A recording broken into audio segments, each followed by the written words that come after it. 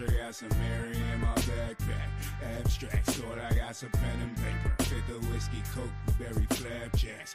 Roll it up and put it to my lips, no need to pass that. So up in summertime, I undermine the underlying fact that I scrape pennies, but I want a dime. She's something else, I got it now. Well, yeah, my dude, she's something fine. And since I got a shot at her, they salty. I tell them suck a lime, I wasn't mine.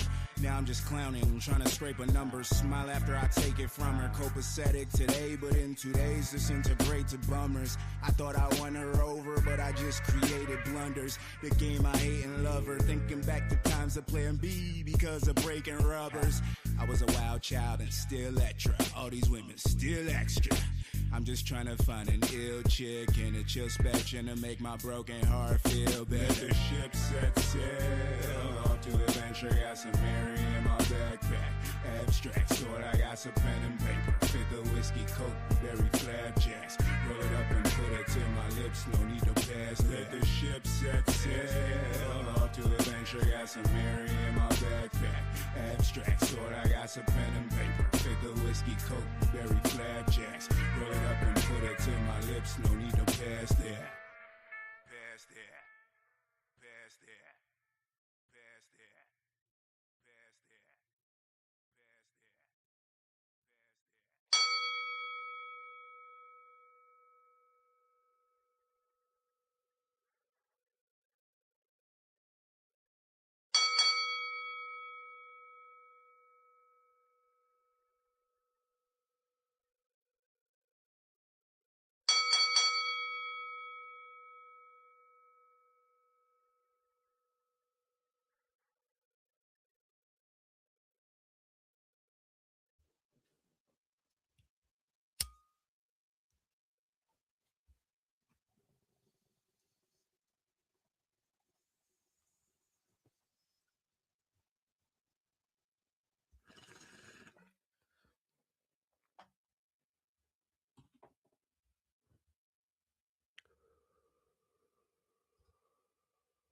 Welcome back. Welcome back. Welcome back. Welcome back. It is Sunday, January 4th, 2026. And you're watching One More Round Fights. I'm the host of this here channel. My name's Gav.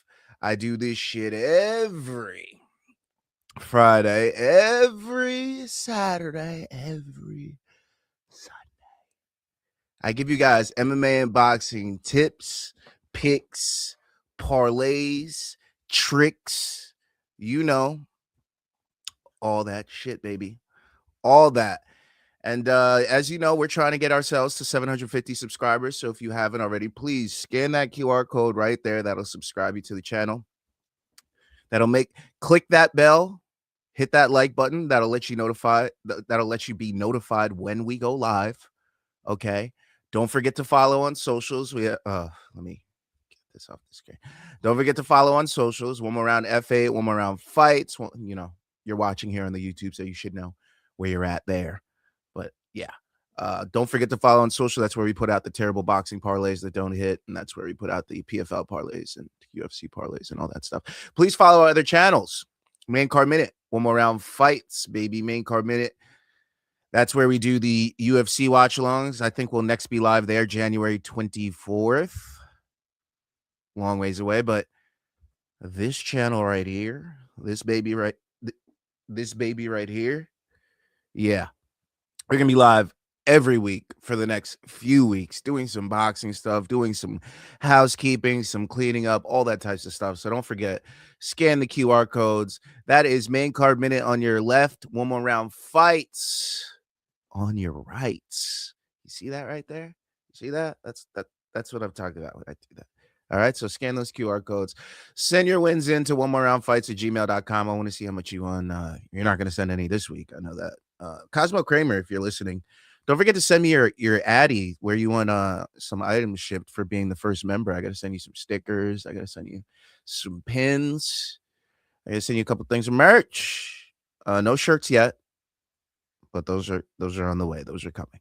Those are coming in the future. So one more round fights at gmail.com. And shout out to our sponsor, w.gg. Use promo code one more round for 10% off. That is w.gg. Use promo code one more round for 10% off. All right.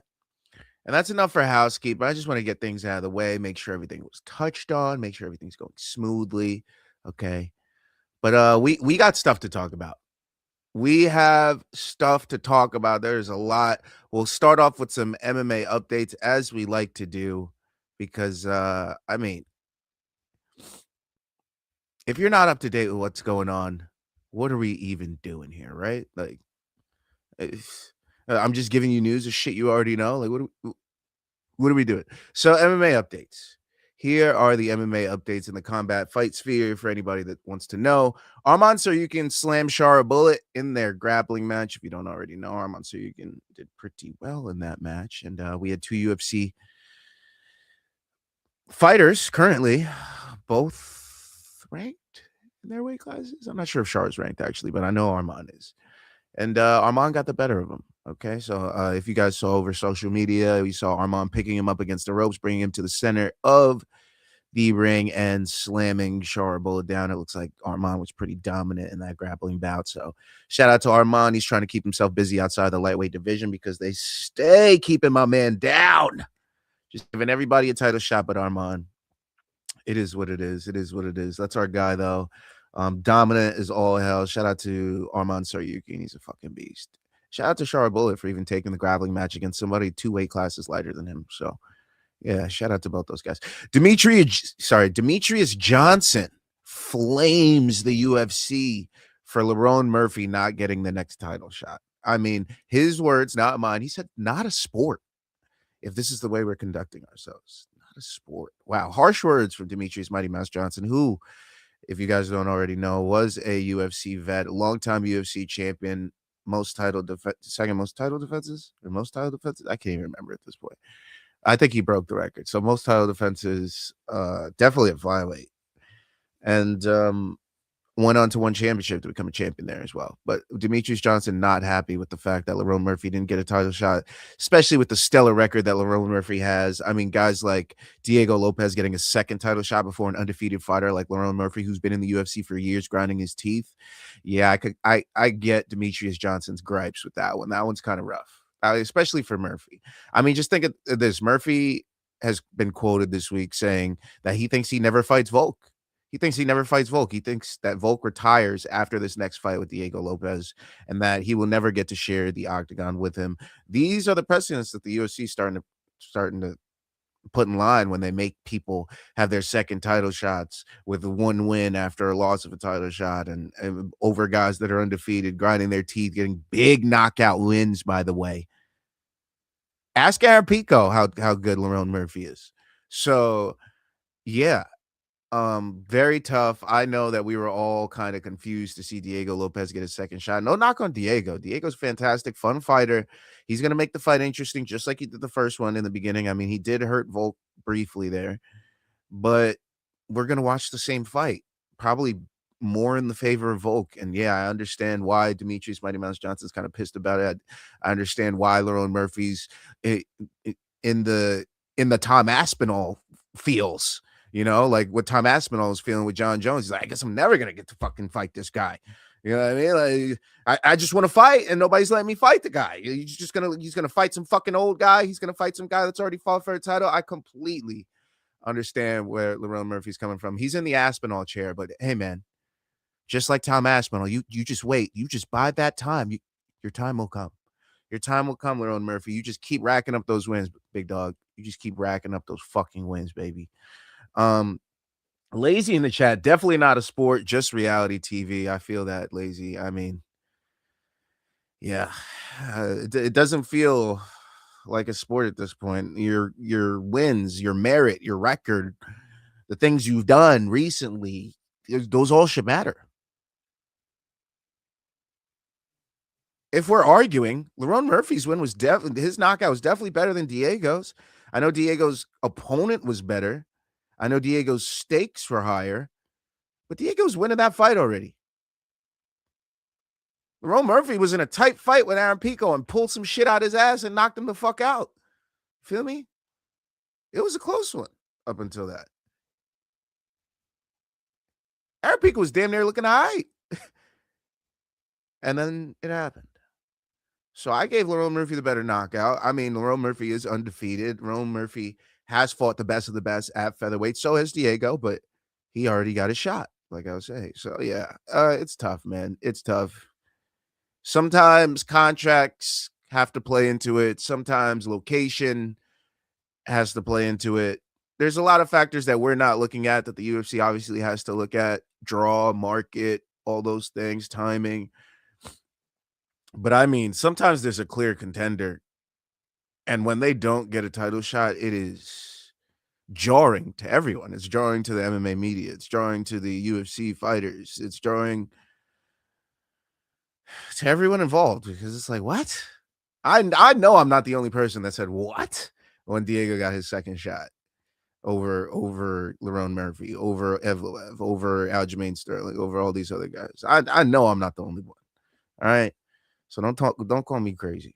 In other news, Henry Cejudo versus Uriah Faber will be happening at RAF 6. This will be the first fight post Henry Cejudo's retirement. And not a fight that I'd be like, oh, I really want to see that, but a fight that does intrigue me because Uriah Faber, very good at wrestling, obviously a moniker of Team Alpha Male. And Henry Cejudo, Triple C, Olympian, gold shorts. I think you guys remember that. Yeah, he's pretty good at fucking wrestling. So that's going to be a solid matchup between guys that are obviously the same size. Cejudo competing at 25, 35, could compete at 45 if he wanted to. Uriah Faber competed at 35, went on to 45 later in his career. So that's a very solid matchup for RAF6. RAF5, RAF6 getting some sick matchups, man. We're getting some fights that if we saw in MMA at the right time, we'd be like, holy shit, this would have been a banger. So yeah, shout out to all the guys signing for RAF6 and all these other grappling events like Armand did and these jiu-jitsu events. They're getting out there and competing. They're showing that they may not be the most active in their own sport because of the politics, but they're gonna get out there and they're gonna show what they can do. So shout out to all those guys still getting after it. Tyson Fury planning for 20. I gotta stop saying it's one of my biggest things in 2026 that I want to stop doing. Tyson Fury is planning for a 2026 comeback. I know. We've heard this comeback from Tyson Fury time and time and time and time again. But I feel like, strangely enough, at this part of his career, this might be one of the most sincere ones. Even later in his career, that I'm like, yeah, I actually think he might come back. I mean, there's a lot of good matchups for him right now at heavyweight, and I know he probably wants to get one back on Usyk, so he probably needs to get a big win. He sees a lot of guys that he could beat right now. One guy just got removed from the picture for the time being. So yeah, I could definitely see Tyson Fury coming back in 2026, and if he does, I think it would happen pretty early too. I don't think we're going to be waiting. I think he's going to get right in there, to be honest. I know I started this off skeptical, but because it's Tyson Fury and because of how many times he's retired and unretired. But I think this one's real. I think this one's real.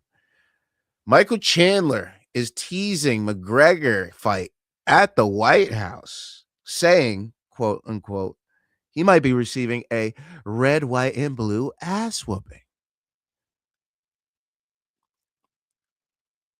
Another case of, are we going to fall for this again?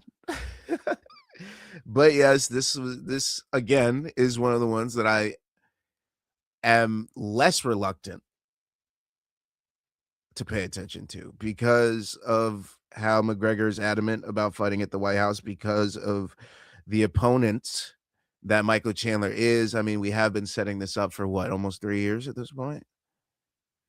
So yeah, I would love to see that fight. That is the perfect location for that fight. We will have to wait 6 months, but 6 months seems minimal for how long we've been waiting at this point. So yeah, shout out to Michael Chandler teasing us yet again. I mean, all-time teases in MMA. John Jones is up there. Michael Chandler. Sorry. Conor McGregor, all-time tease. Who else? Who else all-time tease in MMA? GSP, all-time tease in MMA. Oof, he's an all-time tease. Who else? All-time teasers in MMA. All-time teasers. Brock Lesnar. Ooh, pound for pound, all-time tease.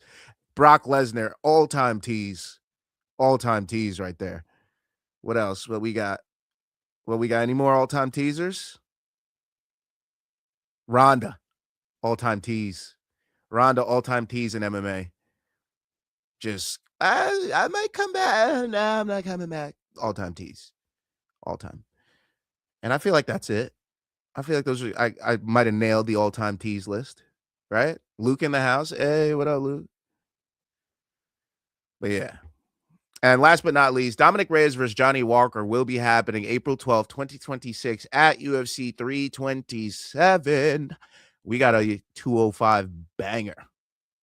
We got a 205 banger. Ring the bells, baby. Ring the fucking bells. What sound can I play for this? Oh, yeah. I know. I know the perfect sound for this. Shut up and take my money. Then you shut up and take my money. Then you Yeah. shut up and take my money. Then yeah. That's exactly how I feel. Shut up and take my money. Johnny Walker, Dominic Reyes, that's guaranteed to not touch round 3. Round 3, they might as well just make that a 2-rounder. That ain't touching round 3. That ain't touching round 3. Mm-mm. Danger zone. Mm-mm. Danger zone. It's supposed to say danger zone, but it keeps just saying zone. It's pissing me off. But it is. But yeah. Good news, everyone. I hate, you know what, StreamYard? You're terrible with sounds. You keep cutting off the beginning of my sounds. It was supposed to say good news, everyone, not just news, everyone.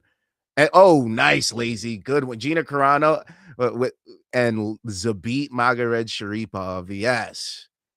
All-time tease list. They're top 10ers right there. Top 10 teases in MMA. Man. So many times we've heard of, oh, coming back. They're coming back. We ain't seen or heard shit. All right. They're joining the all-time tease list for sure. Oh, yeah. I might have to make a graphic for that. All-time tease in MMA. that might be my all-time tease list. I might have to go back and look at this. Like, I might have got a solid 10 out of that. But yeah, that's it for my MMA updates. And now let's get into the real meat of what we're doing here today. The real carne asada of this bitch. All right. There's so much to go over, but first, we must do housekeeping. The results are in from 2025, y'all. And it will read as follows. If you tailed one more round, low risk bets for UFC in 2025, unfortunately, we were down 6 units. We were down 6 units. Unfortunately, we had a terrible year betting UFC on one more round fights. 6 units down. And the pockets that really killed us were the October-November cards and the March-April cards. We just couldn't find our footing there. I mean, we just couldn't get anything going for like 4 or 5 weeks in a row. Otherwise, we, lose a couple, get a couple, lose a couple, get a couple. But for the most part, those pockets were just offers. October, November, cold as fuck for the channel. Absolutely ice cold freezing. But if you tail the low risk for PFL for one more round fights in 2025, you were up 5 units. You were up 5 units. So if you tail the PFL bets, you were up 5 units. We went 9 wins, 11 losses in the PFL on the year on low risk bets. We had 4 pushes, by the way, 4 pushes. So yeah, 9 wins, 11 losses. That was our record. I'm not saying our record in the UFC, but yeah, PFL 9-11 on the year. Not bad, not bad. Almost half and half, and we were up units. So PFL. Now, if for boxing, our low risk parlays for boxing for one more round fights, we were up 6 units, baby. Yes, up 6 units. So in totality for the year on One More Round Fights, we were up 4 units total. If you count the 6 units down, the 11 units up. Yes, we were up 4 units in 2025 betting all PFL, UFC, and boxing cards. So keep tailing them low riskers, because by the end of the year, you will end up positive on One More Round Fight. So that's if you bet all the low risk bets that I gave out in 2025, you would be up 4.4 units. Okay. If you want the total record, it was 25 wins and 45 losses with 6 pushes, but we were still profitable. So shout out to the low risk bets of 2025. Now for the high risk bets of 2025. Wouldn't you know it? High risk bets were the exact same in 2025. You were up 4.4 units with a largely different record. It was 9-61, 9 wins, 61 losses for the high risk bets on One More Round Fights, but we were still up 4.4 units. Our biggest wins coming the Sterling, Bukauskas, Zahabi, Santos moneyline bet for UFC 315. We also had the UFC 318 bet of Oliveira, Pitbull, and Costa. That was for Holloway Poirier 3. And then we had a few other high-risk bets that went our way, but those were our 2 biggest ones. For PFL, we were up 1 unit on high risks. We were up 1 unit. We went 3-17, unfortunately. But for UFC, we were up 5 units on the high risk. 5 units for the UFC. 5. For boxing, we were actually down 2 units. There are much less cards for boxing this year, but in totality, high-risk bettors up 4.4 units for 2025. Betting One More Round Fight. So for all the bets that I gave out last year, we ended up positive. So that is a good trend. I am very happy with that, regardless of the record that we had by the end of the year. I'm happy that in totality, if you took all my bets for the year, you were up. Okay. Now, if you were one of those crazy motherfuckers and rocked with CP units. Well, if you were one of those crazy bastards and followed CP units the entire year, guess what? You were up 6.5 units by the end of the year. You won 5.1 units on the UFC and 1.4 units on boxing. Okay, so our biggest wins in the UFC for CP units regular. We're going over the CP units regular. This is just choosing money lines, simply choosing money lines for the entire year. We had big wins on UFC 318. That was a big card for us. Holloway versus Poirier 3. We're up 13. Sorry. Yeah, we went up 12.4 units just on the regular risk bet for that card. So that was a huge win for us. We also had marginal wins throughout the year. We had the Saint Denis Imavov moneyline bet on Imavov versus Bohalio, which worked out for us. We had the Almeida Prohazka Davalishvili Makachev bet early in the year on UFC 311. So we had a few CP units go our way. The total record for CP units in UFC was 11-25. Not bad. That's 30%. 11-25 to be up 5. Who the fuck keeps texting right now? Jesus fucking Christ. Calm the fuck down. It's 11 in the morning. Jesus Christ. All right. But 5.1, is this shit still going off? 5.1 units for CP units, 1.4 units if you only tailed boxing. There was only one boxing bet that we were able to do all fucking year for CP units, and it was Canelo versus Crawford. We ended up getting a Crawford KO, so we took the Crawford money line, which cashed, but the high risk CP units did not cash. The Crawford KO obviously did not cash. That fight ended up being a Crawford decision. Now for the big fucking news. If you bet CP units, high risks all year, you would be up 58.9 units. That's right.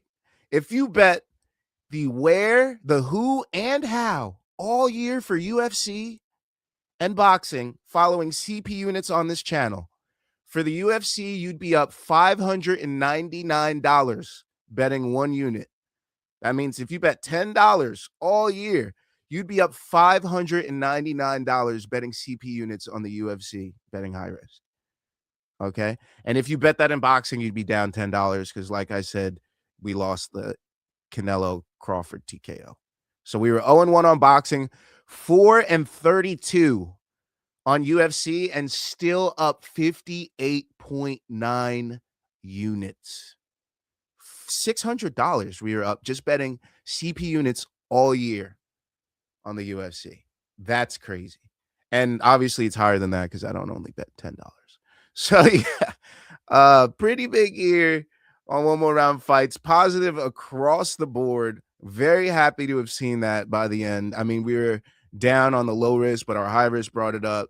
We were a little bit up on the CP units, and we were way up on the CP units where and who and how. So what a year for CP units. We started this, I believe, in 2025. There were no CP units for 2024. So the first year of us doing this has gone fantastically well. Yes, you can bet your fucking ass we will continue CP units in 2026. What a fucking win, man. What a fucking win. This was an idea that came out of nothing. I was like, fuck it. Why don't we just simulate this? We have the game, and it worked out tremendously for us. So shout out to all those faithfuls tailing CP units throughout the year. And those were the results. Those are the results. Now let's talk about things that actually happen in the combat sports world. RIZIN New Year's Eve happened. I'm going to just quickly go over everything. Okay. Razabali Shadulaev defeats Mikuru Asakura via TKO punches, round 1, 2 minutes and 54 seconds. He defends his RIZIN featherweight title and sends Mikuru Asakura out on a stretcher. Unfortunately, it was a vicious KO. Mikuru was down for a while. They carried him out. He recovered well post-fight. Shout out to him. Shout out to Kai Asakura, his brother, who fights in the UFC. Glad to see he was okay afterwards. But yes, vicious KO. Vicious KO. Ikom Nazimov defeats Roberto Satoshi via knockout knee. Round 1, 13 seconds. 13 seconds.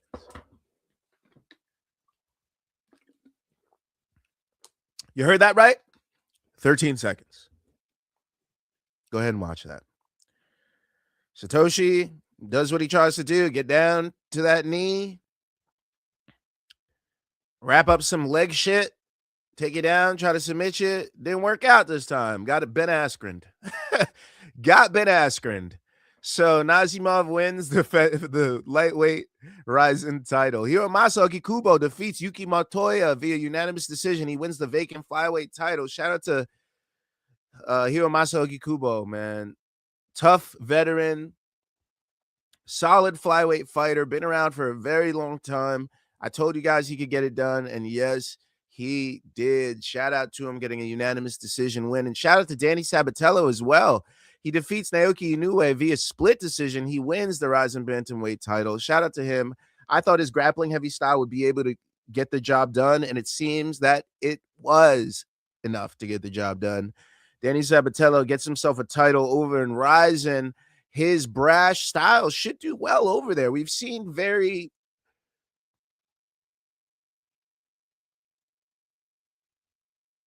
abrasive and outgoing personalities do well over in Asia. We've seen it happen in Pride. Guys like Bob Sapp. Guys like Jake Hoon. We've seen talented guys with a gimmick do well over there.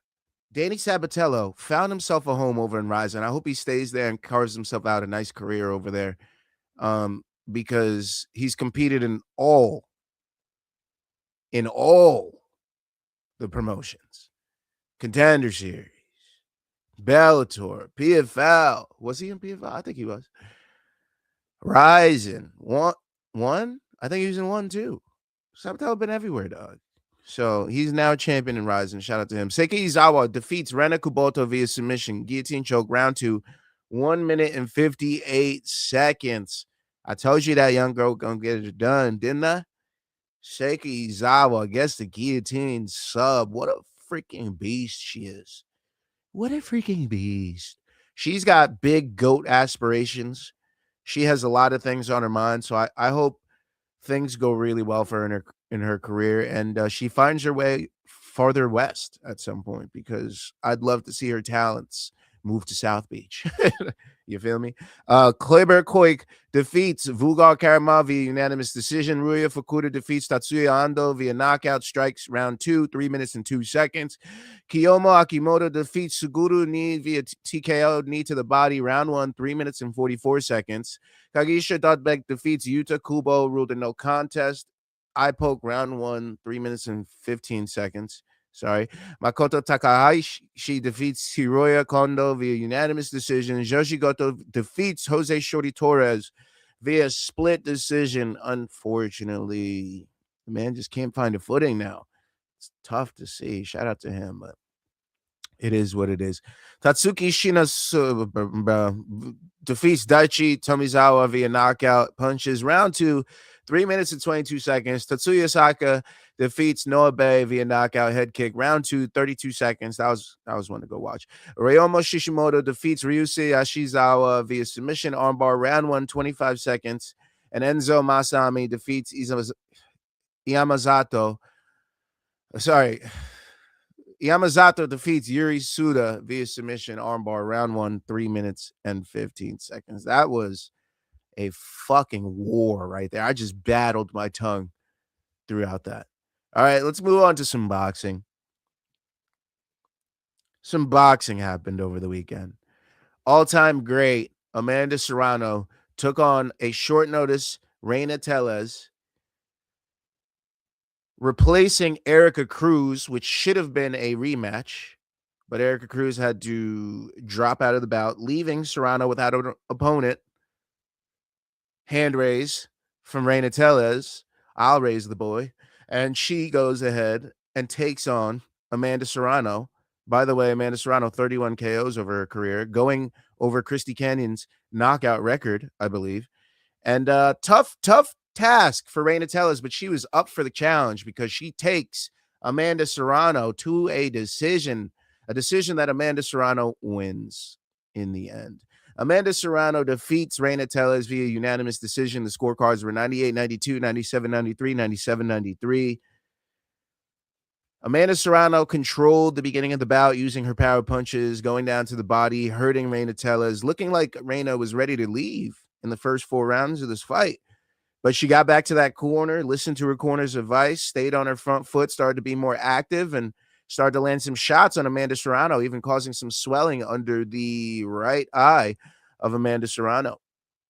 But Amanda Serrano, being the wily vet that she is, stayed on her P's and Q's, mind them both, and took this young Reina Tellez to a unanimous decision win. She unified the featherweight titles. Amanda Serrano is your unified featherweight champion. The Puerto Rican queen remains so, and don't y'all forget who she is. She was never going to lose this bout. I don't want to hear another fucking Taylor fight, okay? Please. If someone says Taylor, I'm going to lose my shit. I don't want to hear that shit. All right? But one of these next two might be able to fight Katie Taylor. Who knows? For the WBA lightweight title, Stephanie Hahn defeats Holly Holm via technical decision. This was 69-65, 69-64, 68-65. The reason this was a technical decision because Holly Holm led with the crown of her head in round 8, I believe, and caught Stephanie Hahn right on the hairline, causing a cut, leading to a fountain of blood that wouldn't stop. That fountain of blood led right to Stephanie Hahn's eye, causing the doctor to say this was an unsafe cut, calling the bout to a halt. Now, this bout wouldn't be called a TKO because we had completed more than half the fight. We were past the 5th round. Was this a 12 round? We were past the 5th round. So this fight went to the judges' scorecards, and they judged it 69-65, 69-64, 68-65 in favor of Stephanie Han. Stephanie Han did exactly what she needed to do. She landed power punches. She was more active than Holly Holm, who Holly Holm was much older in age, almost a decade older, had not boxed as actively as Stephanie Han had been, and was training in a completely different sport for the last decade as well, almost. So yes, Stephanie Han did have a lot of advantages. She was the underdog in this fight. So shout out to everybody that made dog money on Stephanie Han. But yeah, her next opponent, a little bit unclear, but either one of these ladies could step in and fight Katie Taylor next. I wouldn't be mind if Holly Holm did. I wouldn't mind if Stephanie Han did. Both of them intriguing Katie Taylor after the fight. So we'll see what happens with that one. Stephanie Han was also calling for a rematch so she can go the full length of the fight with Holly Holm. I don't think we need to see it after seeing that. So yeah, it is what it is. Elsewhere on the card, Crystal Rosado Ortiz defeats Tanya Walters, unanimous decision, 60-54 across the board. Shout out to ding ding ding ding ding. Prospect alert. We got a female prospect. We have a female fucking prospect at lightweight, and she looked fantastic. She looked like a young Amanda Serrano out there, throwing fast combinations, throwing heavy punches, landing on Tanya Walters, stifling her offense and coming forward with offense the entire fight. Bro, she was throwing like 80 punches around consistently. I wouldn't be surprised if they told us she threw 500 punches in that 6-round fight. I would not be surprised at all. Okay, shout out to Crystal Rosado Ortiz. I was pleasantly surprised and heavily impressed with her performance. Okay, at bantamweight, Alexis Araza-Moniz defeats Ebony Bridges via unanimous decision, 80-72, 78-74, 78-74. Bridges looked like a mom out there. She recently had a kid, has been enjoying motherhood. A young boy with boxer Kell Brook. And this was her first fight back. She admitted before the fight, this was the first fight that she had nerves since her debut, and admitted it afterwards as well. And she did not have a good showing. She did come forward and made the fight fun, landing strikes and eating strikes as well. But Alexis Araza-Moniz ran away with this fight from the jump. This could have been 8-0, honestly. They gave her 2 rounds and 4 rounds, but this could have been bad. This could have been 8 rounds to nothing across the board. So yeah. For the WBA interim flyweight title, Jonathan Gonzalez defeats Yanquiel Rivera Figueroa via unanimous decision, 114, 113, 116, 111, 117, 110. The much more experienced boxer just clowned Yanquiel Rivera. Yanquiel Rivera didn't have shit going for him the entire fight. Looked lost. Got dropped in round 2, never made it back into the fight. His opponent went into the corner, landed strikes. I scored this fight a lot closer because, yes, Gonzalez did land like 1 big strike or maybe 2 big strikes, but Yanquiel Rivera was landing way more. I mean, some were landing on the arms, but he was landing with much more volume. He was the much busier fighter controlling the action, but Gonzalez would land 1 or 2 good power strikes that maybe looked like they stumbled Yanquiel Rivera. So a lot of those rounds the judges were giving to Gonzalez, and rightfully so. I thought he did win the fight. One judge did give it 114, 113, which is how I scored it as well. But the other 2 being 116, 111, 117, 110, scored it a lot wider for Gonzalez. At welterweight, Jan Paul Rivera Pizarro defeats Alfredo Cruz via majority decision, 76-76, 77-75, 77-75. At super featherweight, Henry LeBron defeats Juan Tapia via 7th round TKO. The onslaught was just too much, put him in the corner and punished him. At featherweight, Chris Echevarria defeats Gabriel Bernardi Cruz via unanimous decision, 57-56, 57-56, 57-56. At lightweight, Alexis Chaparro, Chop, New York in this piece. Shout out to Chop out of New York. He defeats Augusto Leal Salazar via unanimous decision, 60-54, 60-54, 58-56. Shout out to Alexis Chop Chaparro. Solid when he was 6-0 with 6 knockouts, but now he's 7-0 with 6 knockouts. He got himself some rounds in there, got himself some experience. That's what you need at this point in your career. So shout out to him fighting in Puerto Rico. At strawweight, Elise Soto, another prospect on the rise, defeats Liliana Martinez via 7th round TKO. Elise Soto got some hands. Elise Soto got some hands on her. I didn't know. I'm familiar with your work now, Elise Soto. Nice win with the 7th round TKO. At super bantamweight, Abner Figueroa Cotto defeats Edwin Rodriguez via unanimous decision, 58-56, 58-56, 60-54. At flyweight, Yantiel Lozano defeats Juniel Ramos Cotto via unanimous decision, 58-56, 58-56, 60-54. And at welterweight, Caleb Jose Tiago Pagan defeats Justin Hill via 2nd round TKO. And that does it for my coverage of boxing and my coverage of Amanda Serrano and Reina Tellez. Okay? And that's what happened over the weekend. That is everything. Now, for my recap of 2025, I have plenty of things to talk about with you fucks. You ready? We got awards to give out. We got Fighters of the Year. We got Fights of the Year. We got Events of the Year. Comeback Fighter of the Year. Outside of the UFC Fighters. Breakout Fighters for 2026. Prospects for 2026. And then we got picks on the boxing cards next week. We got Subriel Matias, Dalton Smith. We also got Agit Kabayel taking on like some dude. All right. So we got plenty to talk about. Y'all ready for the shit? Alrighty, let's get into it. Fighters of 2025, top fighters of 2025. And for me, it was pretty obvious in MMA for the male side. It was pretty obvious in boxing for the female side. But for MMA on the female side and for boxing on the male side, it was a little tougher. Now, for the female side in MMA, it could be Liz Carmouche. It could be Dakota Ditcheva. It's got to be Mackenzie Dern. You could go Valentina Shevchenko. She defended her belt twice. You know, a lot of these ladies fought twice. I think almost all of them did, actually. But Mackenzie Dern, 2 wins in 2025, and she ends the year the champion. This has been long awaited. We've been touting Mackenzie Dern as a future champion for so long that this felt like this would be an eventuality. I mean, we could have done Liz Carmouche, dominant wins in PFL, yeah, but Liz has been there, done that. We expected that.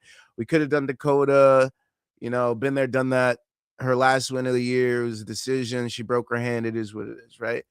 I felt, and we could have done Valentina. She defended the belt twice, once against a strawweight champion coming up in weight.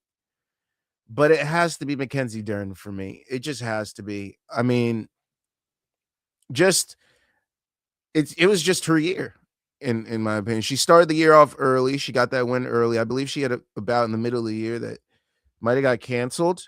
And then she had the Verna Jandiroba fight, which she became a champion in 2025. This is a first-time champion. This just makes sense that she would be my female fighter of 2025. I know Kayla could have been an option too. She only fought once. You know what I mean? I didn't feel comfortable doing Kayla either. So this one had to be Mackenzie Dern. Mackenzie Dern is my top female fighter of 2025 in mixed martial arts. Now, for my top male fighter in 2025, there are only 2 valid candidates that I would entertain. Okay. And if you wanted to say Marcellary Alves, I'll give you brownie points for knowing ball. All right. But I'm going to have to go with either Joshua Van and Islam Makhachev. And my definitive answer is Islam Makhachev. Now, I know Joshua Van had 4 wins in 2025. I know he had 2 wins in June, and he ends the year as the champion. But that last win, yes, I know he's the one that pushed Pantoja down. Yeah, blah, blah, blah. A little fluky of a win. I know he did end the year the champion. Solid. Great for him. You know, one of the younger champions in the UFC history. Great.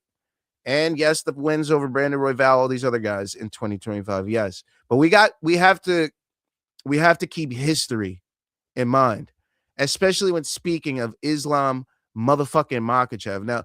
Now, Joshua Van wins over Ray Suruya, solid win. Very young fighter, though, so whatever. Bruno Gustavo da Silva, who didn't beat him in 2025, right? I mean, sorry, he got the win over Park Young-sung. I forgot about that. But yeah, not the greatest win because he was he was coming off a loss. So great for you. You have 2 wins now. And then he almost lost that fight to Brandon Royval. Don't forget that. That fight was coming down to the last minute, and then he hurt Brandon Royval in that last minute, and then ended up stealing the fight there. And then finds himself in the title shot against Pantoja with the freak arm injury. So not the best resume. It looks good. Yeah, the 4-0 looks good, but not the best resume. Now, Islam Makhachev's resume. You ready for this? He defended the lightweight championship, broke the record for consecutive UFC lightweight title defenses at 4. Then later vacates, goes up to 170, takes out the 170 welterweight champ, ties the UFC win streak in history at 16. He's tied for the longest UFC win streak at 16, undefeated, gets 2 bouts in 2025 in 2 weight classes. He has to be fighter of the year. History has to play. I know people want to make a Joshua Van. It has to be Islam Makhachev. I'm sorry. It has to. Anything that says Joshua Van, I gotta hand it to you. You don't know shit. It's got to be history. History has to take fighter of the year. What the fuck are we doing? Just because he beat 2 randos at flyweight, but beat Brandon Royval, who didn't pick up a win in 2025, I don't believe, and then a freak injury to the champion makes him the champ in 20 seconds into the fight? No, brother. It's Islam Makhachev. If you're not giving the fucking fighter of the year to Islam Makhachev, I'm furious. Honestly, he deserves it. That resume in only 2 fights deserves it. And he's going for more history in 2026 with possibilities if he stays active in 2026 to take fighter of the year in 2026 as well. So yeah, Islam Makhachev better be fighter of the year in 2025. All right. I'm not entertaining any other fighters of the year. Joshua Van, I'm sorry, brother. It's got to be Islam. It's got to be Islam. And for boxing, you could have gone a bunch of ways with it. You could have gone either way. You could have gone Cruz. You could have gone Benavidez. You could have gone Devin Haney. You could have gone many ways. But I think for the males, unfortunately, it's got to be another history guy. It's got to be Terrence Crawford. He beats Canelo. He wins the WBA Super, the WBC, the IBF, the WBO, and the ring super middleweight titles. He becomes undisputed in multiple weight classes, undefeated, ends his career. I would have to give Terrence Crawford male boxer of the year. Unfortunately, Usyk too. Don't forget Usyk, I know. But for me, damn, Usyk's up there too. Fuck. I might have to switch it to Usyk, bro. Fuck, I forgot about Usyk. Damn, I forgot about Usyk. How did I forget about Usyk, bro? The year he had to, fuck, that's tough. And at a higher weight class, fuck, that's tough. Oh, wait, he only fought once this year, too. I forgot the Fury fight was the end of last year. So, yeah. All right, Usyk only fought once this year, too, and he beat Dubois. And with a knockout, though. Nah, I got to give it to Crawford. Canelo's much more of a big fish than Daniel Dubois. So, yeah, it's still Crawford. I got to give it to Crawford. Crawford's my male boxer of the year. And the only female boxer that I'll entertain as fighter of the year. The only one. I know you think I'm going to say Alicia Baumgartner. I know you think I'm going to say Katie Taylor or whatever the fuck. No. The only female fighter that I will entertain as fighter of the year is Gabriela Fundora.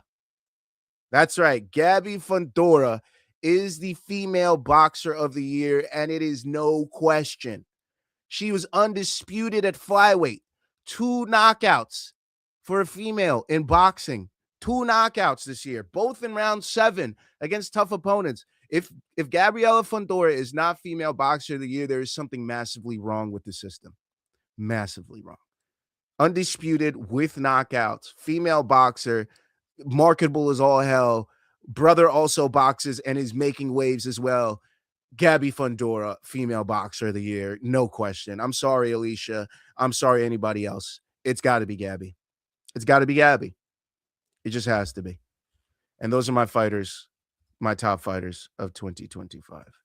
Now,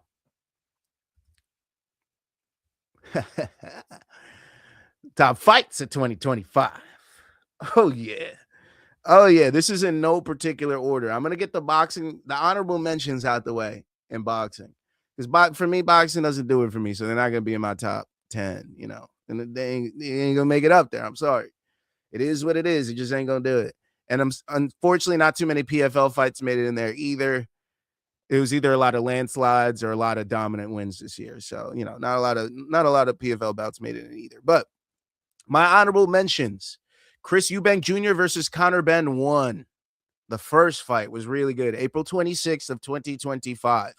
That was my first honorable mention. Other honorable mentions, Davis versus Roach Jr., March 1st, 2025.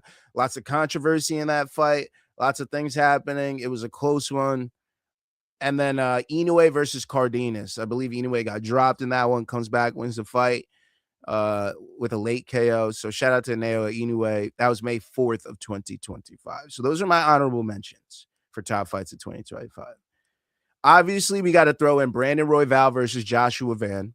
UFC 317, Topuria versus Oliveira, June 28th of 2025. Absolute banger. Flyweight fight, close until the end. Joshua Van steals it, goes on to fight the champ and become the champ of the year. So that was a monumental fight of the year as well. That was a big turning point fight. So that's why that one's in there. Yuri Prochazka versus Khalil Roundtree Jr. UFC 320, Pereira versus Ankalaev 2, October 4th of 2025. That was an absolute banger. That was a fight of the year contender for me. That one was so much fun. Roundtree poured it out. Yuri poured it out. They gave it all. Roundtree succumbed to the strikes of Yuri Prochazka late. I believe that was round 3. So yeah, that was a banger of a fight. I mean, shit. Gene Silva versus Diego Lopez, UFC Fight Night, Lopez versus Silva, September 13, 2025. This was the main event. Silva, always a dog in the fight. Lopez beating the brakes off of him, ending it with a spinning back elbow. That was a solid fight of the year contender for me. Okay, Gene Silva versus Diego Lopez. Obviously, cult favorite for me because of Long Island, but Nazim Siddiqov versus Nicholas Mata. UFC on ABC, Hill versus Roundtree Jr., June 21st of 2025. That is absolutely a fight of the year contender for me. The way these boys were slugging it out, and then they get up against that fence and just bang it out until Siddiqov gets that TKO win. Nah, man, that's got to be one of the top fights of 2025 for me. That one was a fucking war. This one I included because so many other people thought it was a good one. I didn't think it was, but I needed a 10th fight to round out my list, so I added it. Bilal Muhammad versus Jack Della Maddalena. A lot of people like that fight. I wasn't a big fan of it. I know Bilal made it fun because he came forward, didn't wrestle as much, blah, blah, blah. Jack handily won that fight for me. Didn't make it too much fun. But that was UFC 315, Muhammad versus Della Maddalena, May 10th of 2025. This one was a very exciting fight for me in the PFL because of the way it was going and how the tides changed and who won the fight. Johnny Eblen versus Costello Van Steenis, PFL Champion Series 2, July 19th of 2025. That absolutely deserves to be a fight of the year contender because of how Johnny Eblen decided to fight that fight, used his gas tank until his gas tank was giving up on him. Costello Van Steenis starting to come back, sticking in the rear naked choke with seconds left on the clock, getting it done. Costello Van Steenis getting that win, becoming the PFL champ, setting up major bouts in the PFL. That has to be a fight of the year contender for me. Johnny Eblen and Costello Van Steenis. All right.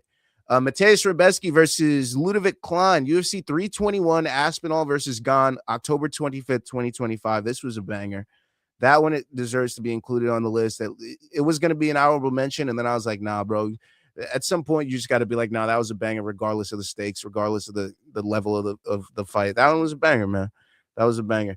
And then a few ones that you guys might remember. Iwo Baryanuski versus Ibo Aslan. That was a recent one where these guys were just banging it the fuck out at light heavyweight on this card. And then Ibo Aslan comes to the strikes of Iwo Baryanuski. This was UFC 323, Dvalishvili versus Yan 2, December 6th, 2025. That was a banger. I had to include that one on my list. Stephen Nguyen versus Muhammad Yahya. UFC on ABC, Whitaker versus De Ridder, July 26th of 2025. This is the one where Jason Herzog was like, if he dies, he dies. This was when Herzog was like, I ain't stopping this fight, but until he had to stop the fight. But yeah, Stephen Nguyen, Muhammad Yahya, UFC on ABC, Whitaker versus De Ridder. And last but not least, a contender series fight made it on here, baby. That's right. I didn't forget. Adrian Luna Marianetti versus Mark Volodkin. Dana White Contender Series Season 9, Week 9, October 7th, 2025. This was a banger at bantamweight. Volodkin trains with the Marab. He had a big cut. He was fighting with all his heart in this fight. This was a fight of the year contender if it was on any fucking card anywhere. Okay, this was a banger. If you don't believe me, go back and watch that shit yourself. I believe it's on YouTube. Dana White Contender Series, Season 9, Week 9, October 7, 2025. Volodkin, Adrian Luna, Marianetti. What a banger. Both of these guys deserved the contract, and both of them got it that night. Okay? And those are my top fights of 2025. If you agree, disagree, I don't give a fuck. That was my list, bitch. All right? It is what it is. Moving on to the top events of 2025. This one is largely subjective to me, but I found it to be objective by the time I got to the end of this. Okay. Honorable mentions that I will include: Terrence Crawford versus Canelo Alvarez. Had a lot of good fights on the undercard. That was September 13th, 2025. Obviously, a solid main event to end the card. We also had David Benavidez versus David Morrell, February 21st, 2025. Another honorable mention of mine. In addition to, that was the ring 4, I believe. Nope. That wasn't. The ring 4 was David Benavidez versus Anthony Yarde, November 22nd, 2025. That was also in my honorable mention list. And last but not least, Fatal Fury Times Square. That was a solid event put on in 2025. Lots of money was spent on that card to put it on a boxing card on the streets of New York. Okay, that was Ryan Garcia versus Rolando Romero, May 3rd of 2025. So those are my honorable mentions for top events of 2025. But this is the definitive list for me, baby. Are you ready?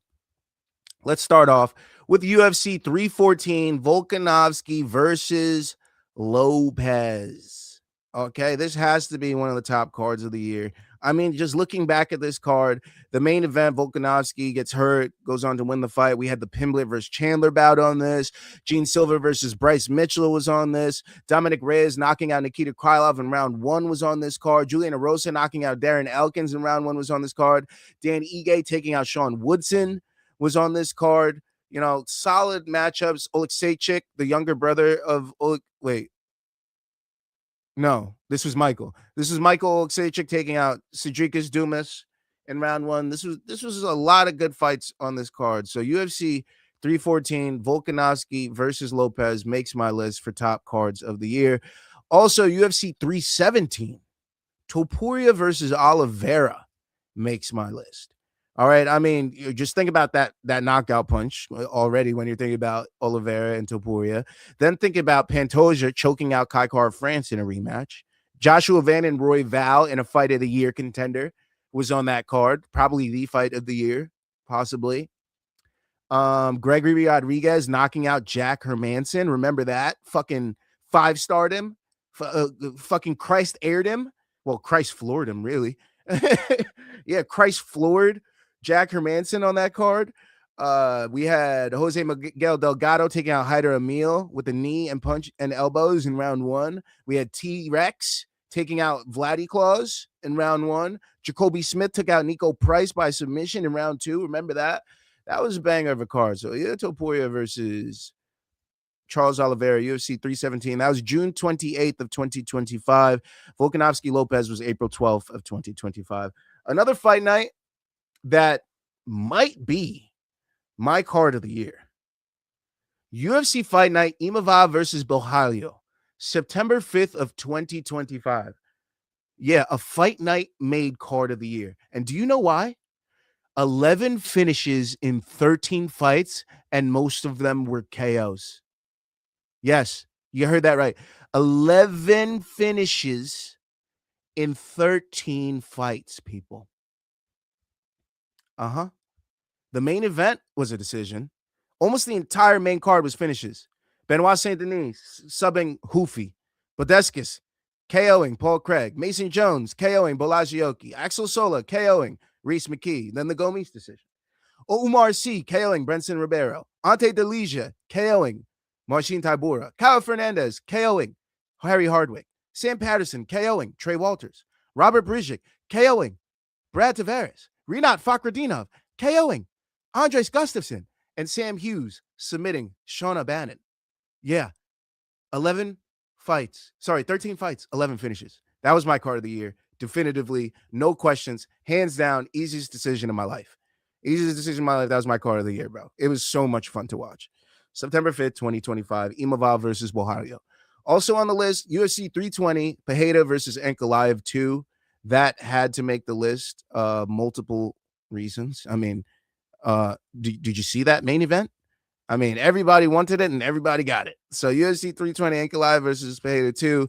TKO round 1. We have Marab defeating Sandhagen. Yuri knocking out Roundtree in a fight of the year contender. Don't forget about that one.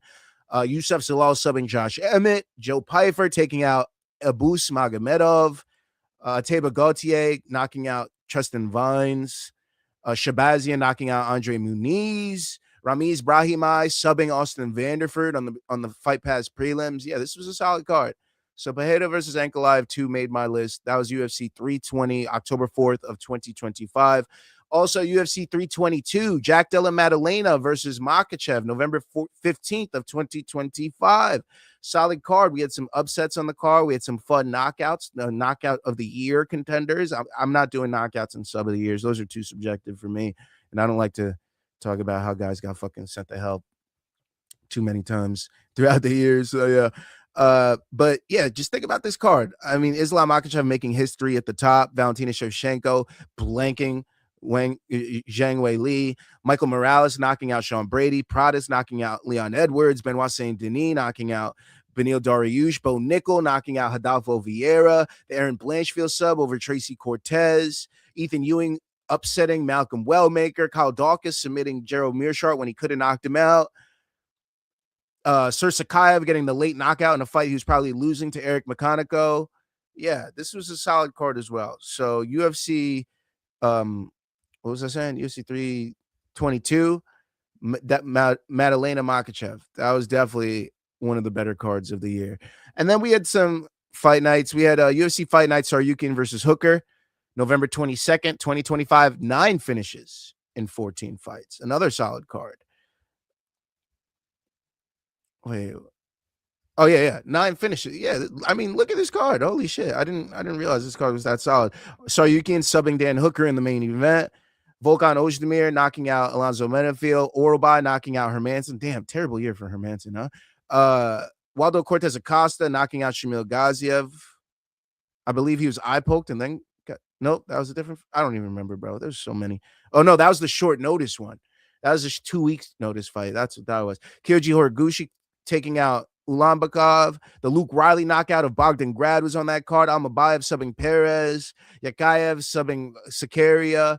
Nordiev knocking out Ryan Loader. Like, yeah, this was a solid ass card. Don't you forget about that fight night. Don't forget them fight nights when you do your research, man. Them fight nights is getting down. All right. And then UFC 323, Dvalishvili versus Yan 2, December 6th of 2025. That also had to make my list because of how many solid fights we had on there. Joshua Van Pantoja. That wasn't the greatest ending, but we got the one of the younger champions. We got Peter Yan making a comeback beyond comebacks against Marab. Tatsuda Taira taking out Moreno, Talbot and Cejudo. Manuel Torres knocking out Grant Dawson, Chris Duncan and Terrence McKinney, the two kings of the under 1.5. And, that cashed as usual.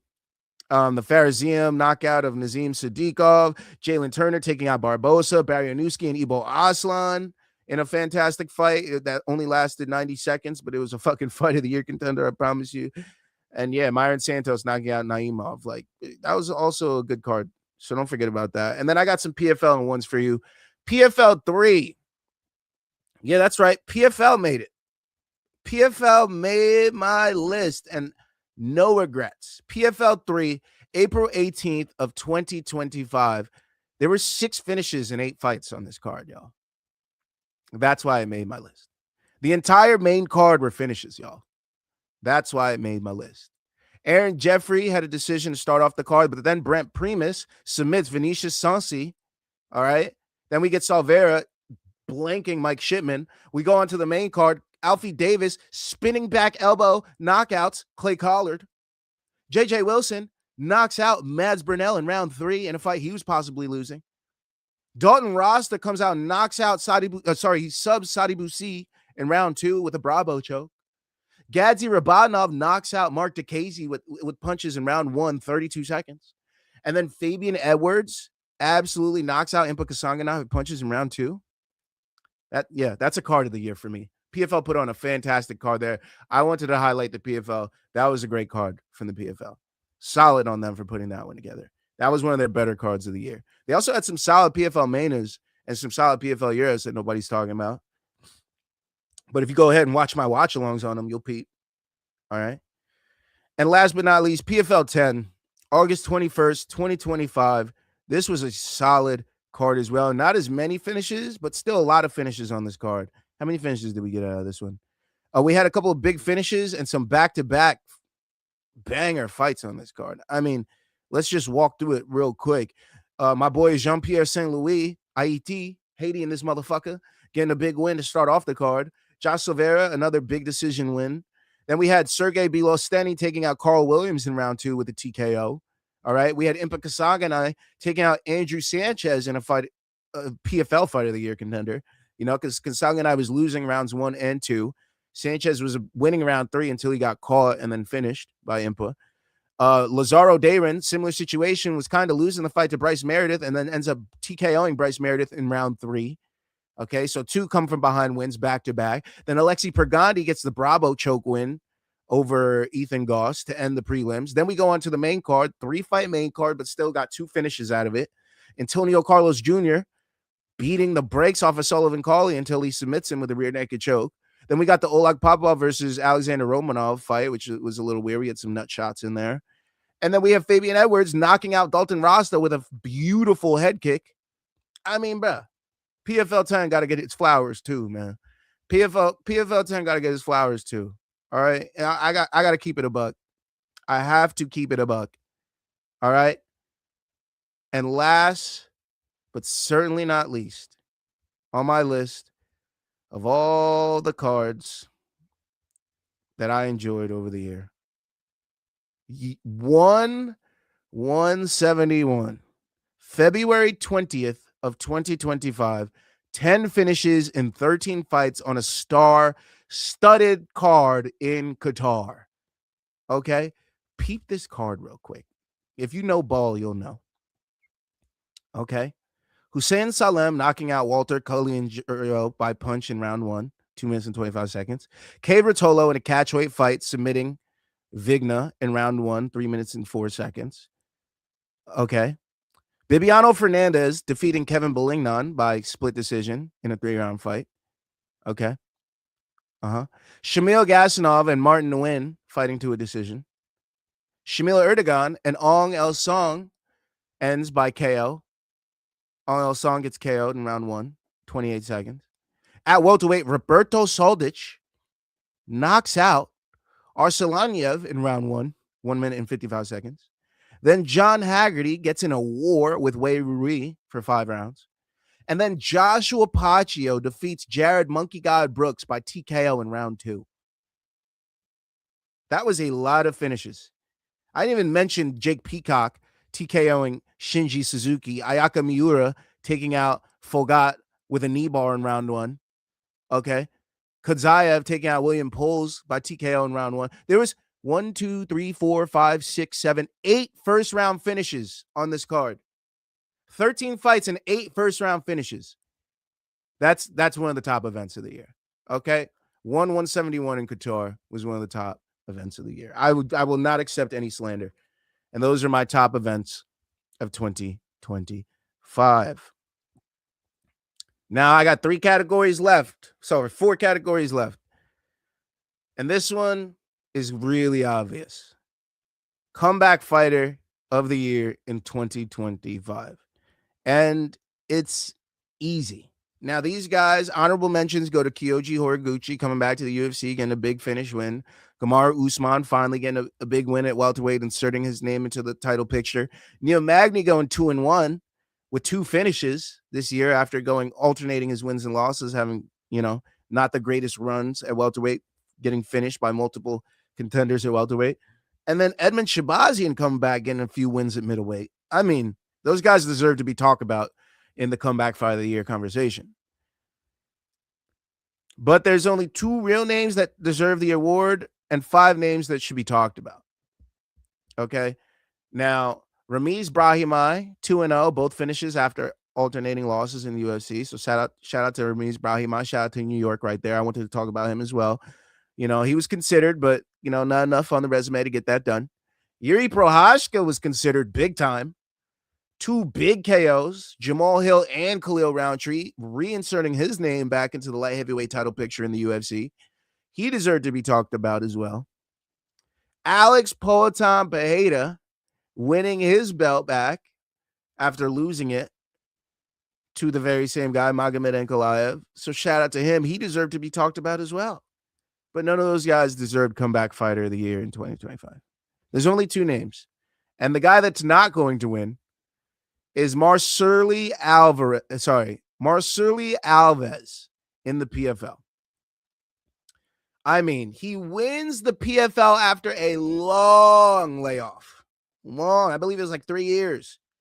Comes back, gets inserted into the tournament, I believe on short notice, gets a win, gets another 2 wins, and wins the PFL tournament, becomes a PFL champion in 2025. How do you beat that? How do you top that? How do you top that for comeback fighter of the year? Well, I got you. Hold my beer, says Peter Yan. Peter Yan is the comeback fighter of the year in 2025. Listen to this, motherfucker. Goes 4-0 in the last 2 years after losing to every single bantamweight champ we've had in that time. Lost to Sean O'Malley. Lost to Aljamain Sterling. Lost to Merab Dvalishvili. Okay? But goes on a win streak like no other and beats Merab Dvalishvili in one of the last cards of the year to end the year as the bantamweight champion, becoming a 2-time bantamweight champion in the UFC, one of the deepest weight classes currently. Peter Yan, without question, you deserve comeback fighter of the year in 2025, sir. Absolutely fantastic year for Peter Yan. That was the easiest award I had to give out. Peter Yan absolutely deserved comeback fighter of the year in 2025. So that's that. Now, fighters to watch outside of the UFC. Top MMA fighters to watch outside the UFC. Now, obviously, there's honorable mentions that everybody knows. Dakota Ditcheva, Thad Jean, Usman Nurmagomedov, Angela Lee, Christian Lee, the Rotolo brothers. We got it. We know those names.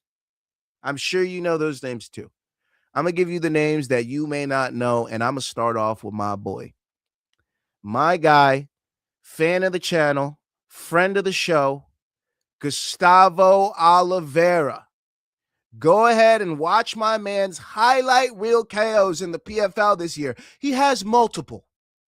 Please, if you are not watching Gustavo Oliveira in the PFL, you are doing yourself a disservice in MMA and in combat sports. The man is lightning in a bottle. He is fun to watch. He has multiple fun fights. He's a banger. He knows his style. He sticks to it, and he gets himself the dubber. Shout out to Gustavo Oliveira. Absolutely needs to be paid attention to. Also, Lewis McGrillen. Also a banger in the PFL. If you haven't been watching the PFL Europe scene, the PFL MENA scene, the PFL Africa scene, you're fucking up. They got some good fighters over there, man. And I'm gonna, don't worry, I got you. I'm gonna name all of them. Every single one that deserves to be talked about. So these are my top fighters to watch outside the UFC. Gustavo Oliveira, Lewis McGrillen. Don't forget Patrick Habarora, Belgian MMA on the rise. And if I'm talking about Patrick Habarora, we're also talking about Boris and Barga Atagania. Both of them, Belgian, PFL Africa guys. Both knockout machines. Okay, Patrick Habarora, the main eventer. And Barga and Atagania, I guess the prelim headliner, the featured prelim guy that they got over there in PFL Africa. These guys are taking heads. Ask Danny Roberts how he's doing after the Patrick Habarora fight. UFC veteran Danny Roberts. Ask him how he's doing, brother. Patrick Habarora shellacked the man. It was crazy. Pay attention to Patrick Habarora, Belgian MMA on the rise. Also, Nkosi Debele. He's a big knockout guy on the PFL Africa scene as well.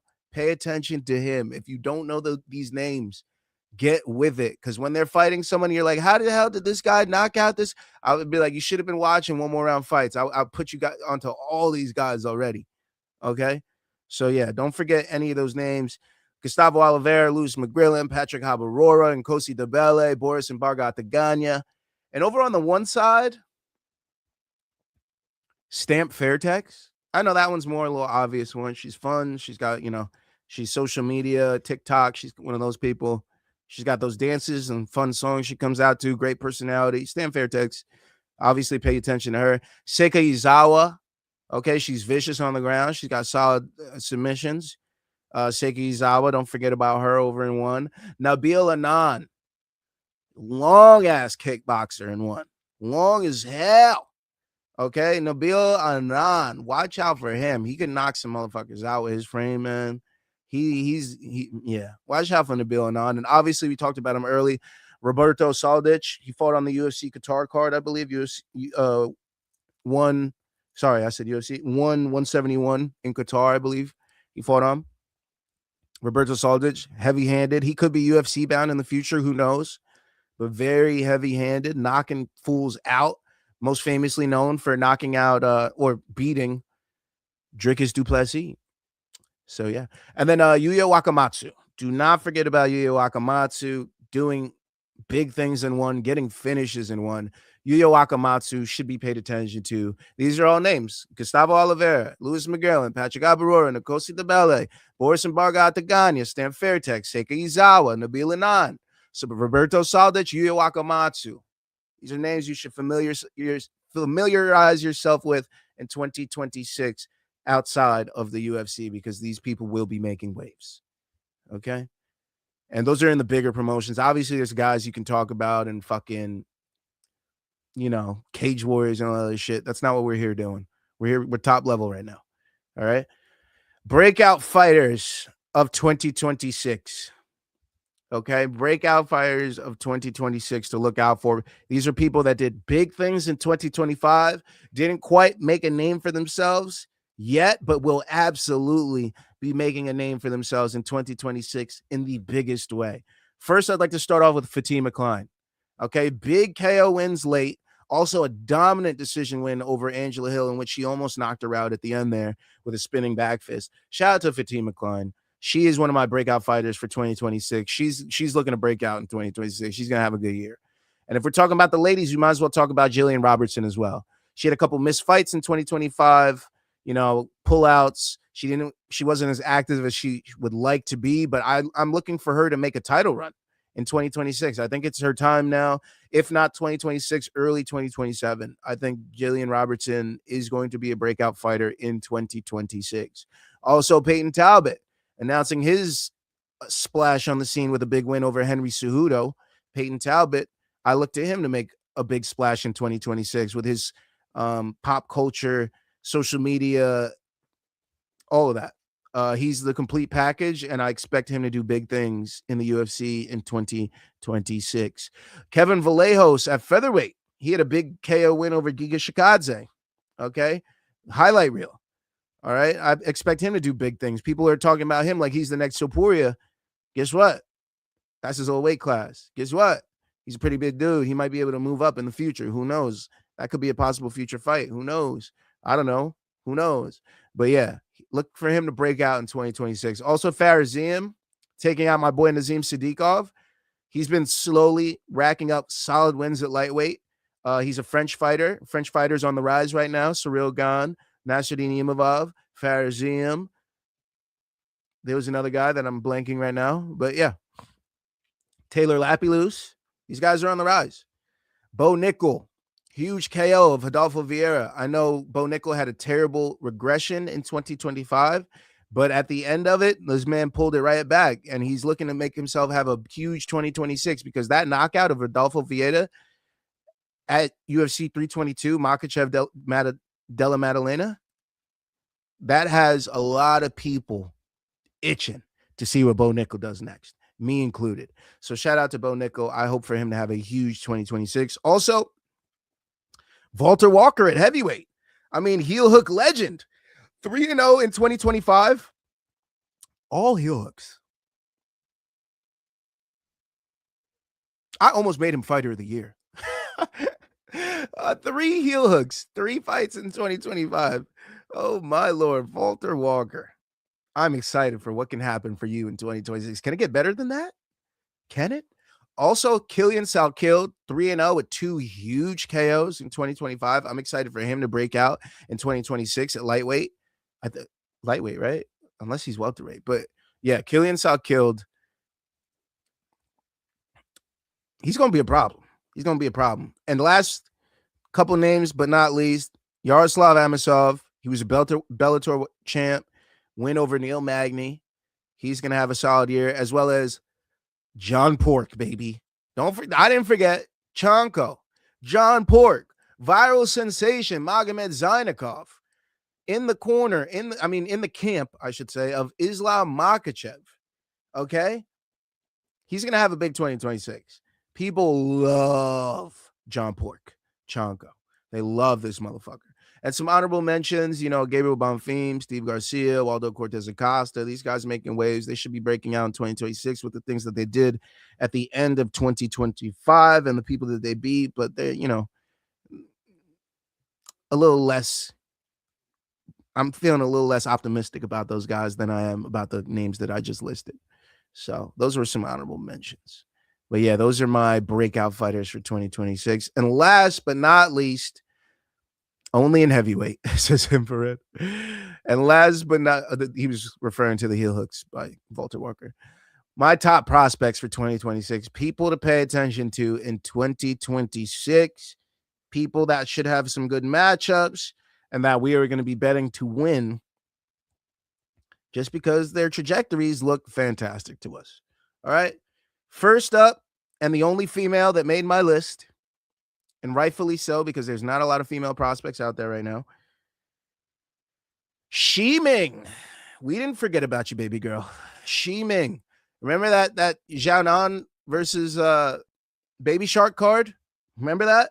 Remember Shi Ming knocking out that girl, getting her carried out in a stretcher? You remember Shi Ming? She was like a doctor. Remember her? We haven't seen her fight since. Yeah, I'm excited for what Shi Ming does in 2026. Let's go back to Asia like 5 times if we got to make her fight. Let's fucking do it, bro. I need some more Shi Ming in my life. All right. Also, Luke Riley. Don't forget about Luke Riley. He had a big KO win over Bogdan Grad towards the end of the year. It was his first UFC fight, rose to the occasion. So shout out to Luke Riley. Big win. Jacoby Smith. I believe he fights out of AKA. Jacoby Smith. Shout out to him.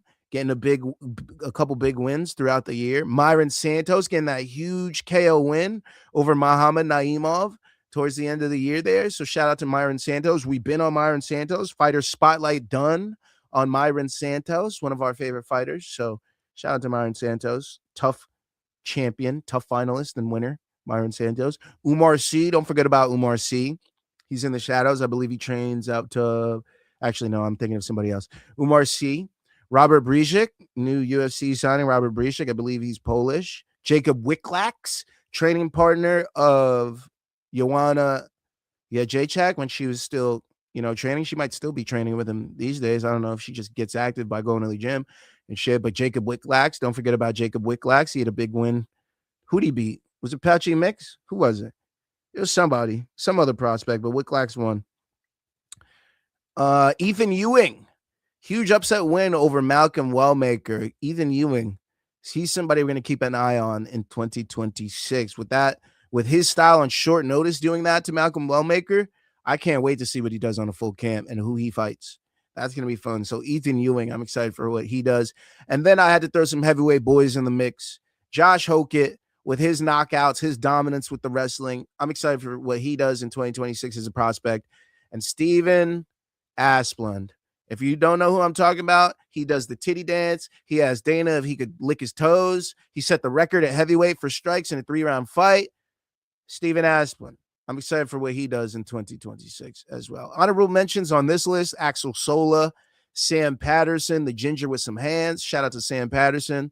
Big dog, Sam Patterson. Mansour Abdul Malik, training out of Extreme Couture.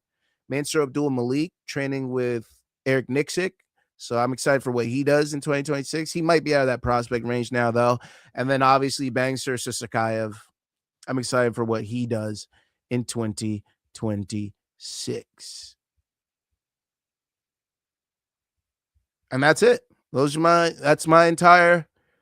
all my awards for 2025 and things to look forward to in 2026. I already gave you guys my fighters last week for the end of the year for 2026.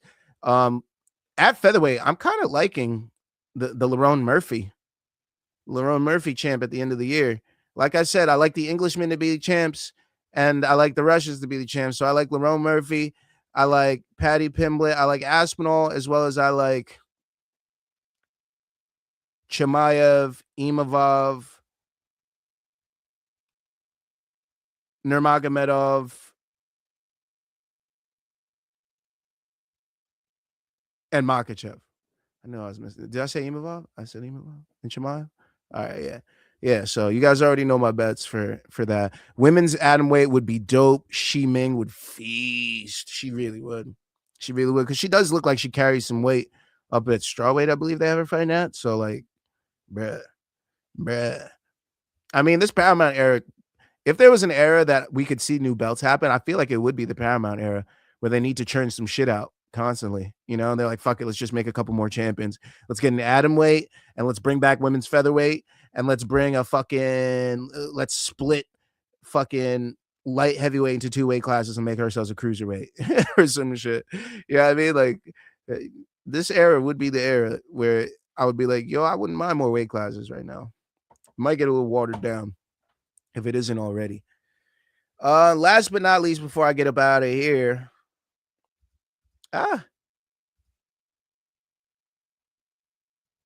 picks on Subriel Matias versus Dalton Smith. Oh, wait. Before I get to that, no fighter spotlight this week. No fighter spotlight. I mean, Crystal Rosado was probably the brightest star that I could have done it on, but no fighter spotlight this week, unfortunately. All right. And now the picks on Subriel Matias, Dalton Smith. I like a Subriel Matias decision. I like the fight to go the distance. I know Subriel Matias heavy-handed, can knock people out. That's the bet I like. I don't really want to go with either side, but I think this fight can go long, and I like it to go the distance. Subriel Matias and Dalton Smith to go the distance. Okay? And if not, maybe Matias steals that win, man. I don't know. And then last but not least, before I get out of here, my picks on Agit Kabayel and Damian Knyba. Give me Kabayel KO, baby. Kabayel KO all day. What the fuck else was I going to choose? You knew it was going to be a Kabayel KO. What the fuck are we talking about here? Come on, man. What are we talking about here? Kabayel KO. All right. That does it for this show. I'm about to get the fuck up out of here. Please, guys, if you haven't already, subscribe to the channel. Oh, wait. What is this? Take the upper limit off heavyweight. I want to see Ben Rothwell ranked once again. That would be crazy, bro. That would be crazy. But subscribe to the channel. Scan the QR code right here. That'll subscribe you to the channel on YouTube. Please don't forget to follow on socials as well. It is at One More Round Fights. The socials are right there as well. One More Round Fights everywhere except for X, where it is One More Round F8. And if you guys are looking for live scoring of these boxing bouts, of these PFL cards, of these UFC cards, I do that on One More Round F8. So if you're looking for a second perspective to see what to make sense of what you're seeing, One More Round F8 on X, that's where I score the fights. Everywhere else is where I put out the cut downs throughout the week and all other things. So don't forget to follow on social, scan the QR code, hit that bell, get notified when we go live. Don't forget to follow our other channels, Main Card Minute as well. That's where we go live for the for the UFC cards, and we do full card watch-alongs on there. Don't forget, scan them QR codes. Main Card Minute on your left, One More Round Fights on your right. That's right. And then sponsors. Shame, sponsors. Shame. A whole year has passed, sponsors, and nobody's in my inbox. Man, when them sponsors start flowing in, y'all gonna get a polite no thank you. I'm just saying, I've been giving out plenty of time. There's a literal segment on the show dedicated to people putting sponsors in, to sponsors getting it in. I'm on YouTube. I ain't hard to find. I'm not hard to find. I put the email up and all that. So I'm just saying, when it comes down to it, people be like, hey, you could do my rolling papers. I'm like, yeah, go fuck off. All right. I ain't doing shit for you. All right. I'm choosing the sponsors now. So, I'm gonna keep this low around for a little bit, maybe a couple months more, until somebody gets some sense in their head. But sponsors, you're fucking up. Scan this motherfucking QR code. Appreciate everybody that pulled up. Infrared, Lazy Bed, Luke, fucking John Ray, Tanner, Sleeto. You know the gang. You know the gang. Cosmo Kramer, all that. All right. Appreciate everybody that pulled up. Enjoy football in the next half hour. I'm chilling out, enjoying the rest of my Sunday. Fuck boxing. It is what it is. Deuces.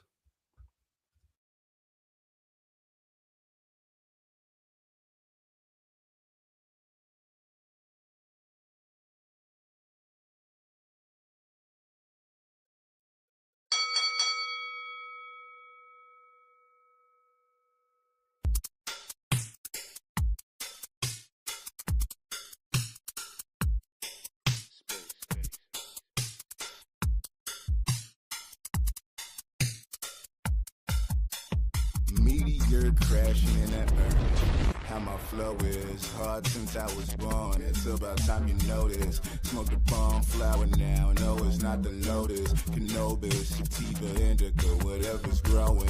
It's a self-prescription. I hope it's not in cursive. I read a fine print like Swiss. I'm subversive, not coercive and mediocre, cause I'm assertive. Put my way in the smoke sessions, now I'm assertive. Ash me out on the beat, I bet I get it high. Better keep the bass low. We drink, so get a case slow.